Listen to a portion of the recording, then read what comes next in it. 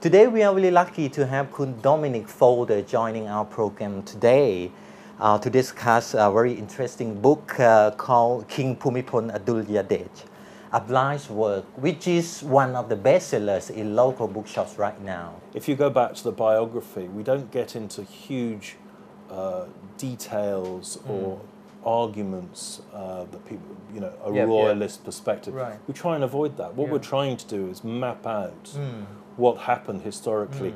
Yeah, you see, to have a pool of talent here coming from people with diverse experience and position, from scholar, intellectuals, historians, and they give their own images of the real institution and the king himself. But as the senior editor of this publication, what sort of image of our monarch that's come through this book anyway? Your personal idea? Image isn't something I think we would be very concerned about. What we'd be more concerned about is presenting an array of information about the king that would resonate. We're not. It's not a book of propaganda. It's not a hagiography. This is a very important thing.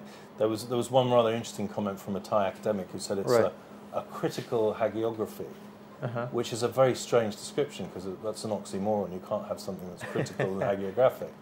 But so I think that's quite an interesting indicator. People are asking themselves the question that you put. Where does this fit in? What should we make of it? Is this an apologia? Right. Is it a piece of PR for royalty? And I don't think it fits into that context. What we have. It was put together in a very interesting way. Right. It was an idea that came from the publisher. But we have Kunanan Paniyarachun, who's the former Prime Minister, who was the chair of the editorial advisory board. Yes. And so he took a close interest in everything. He read the whole thing, and then he brought about himself a group of advisors, people who are particularly knowledgeable in different areas. Right. We have, let's just run through Dr.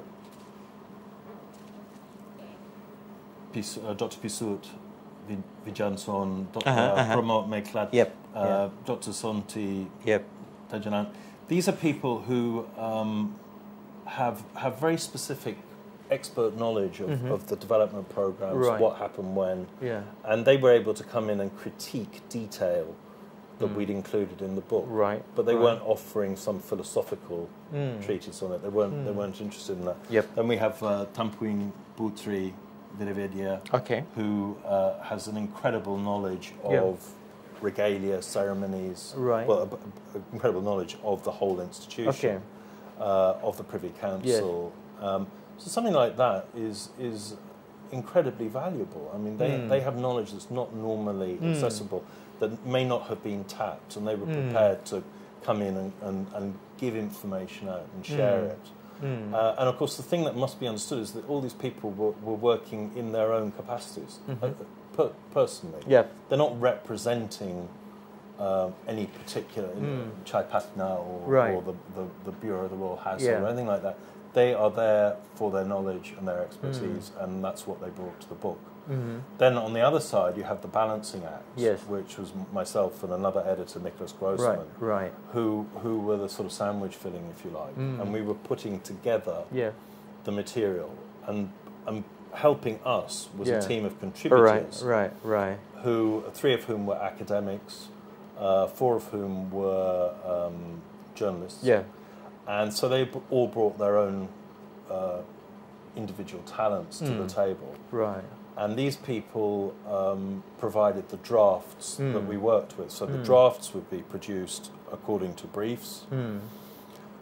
They could diverge from the brief if they found that we'd missed something. They could go off and do that. Then these briefs were presented to the editorial advisory board, chaired by Kunanan. And we got together, I would say, about a dozen times for some very, very long meetings. A very time-consuming process. People, a huge amount of time. They read everything. They gave their opinions. They added. They questioned. They warned. They did various things. People, critics would say, oh, well, it was a process of censorship. It was very much not. Right. It was a process of working together and finding a way forward to present something that had a consensual element to it. Yeah. And I think that's a very important, it's a very unusual way of going about a book. Yeah, right. I'm not sure that it's ever been done before in Thailand. It may have been done elsewhere, but it was an unusual approach. Yep. And I can tell you that the meetings were great fun. Yep. Very lively. But this is you are talking about a very sensitive subject in Thailand, right? Yeah. But how much freedom you have in covering various aspects of the royal institution? How much freedom you have in writing? Well, we didn't engage in self-censorship, so I don't, in that sense, sort of overtly setting out. What we did was we wrote this book in Thailand. Right. We know what the laws are. Yeah. We know what we think should be perfectly permissible, that can be engaged in. We're not going into lots of areas of gossip or rumours or things that can't be proven. If there was something that we couldn't stand up, we left it alone.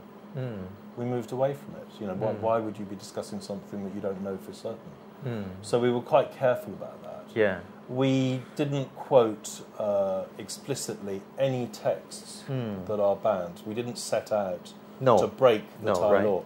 It's not a book that's setting out to be a crusading book. This is not the point. If you write a book and get yourself banned, it's almost self-defeating. Why would you do that? So I think the book is respectful of Thailand at this point in time. Yeah. I think it pushes a lot harder than people would expect, actually, in certain areas, and that we go out, we point out what can be said. Instead of fussing always about what can't be said, let's stretch the boundaries of what's permissible. Right. And there's always going to be other people that can go over the edge if they want, and they can make unsupported statements, or they can develop different theories. We didn't have to do that.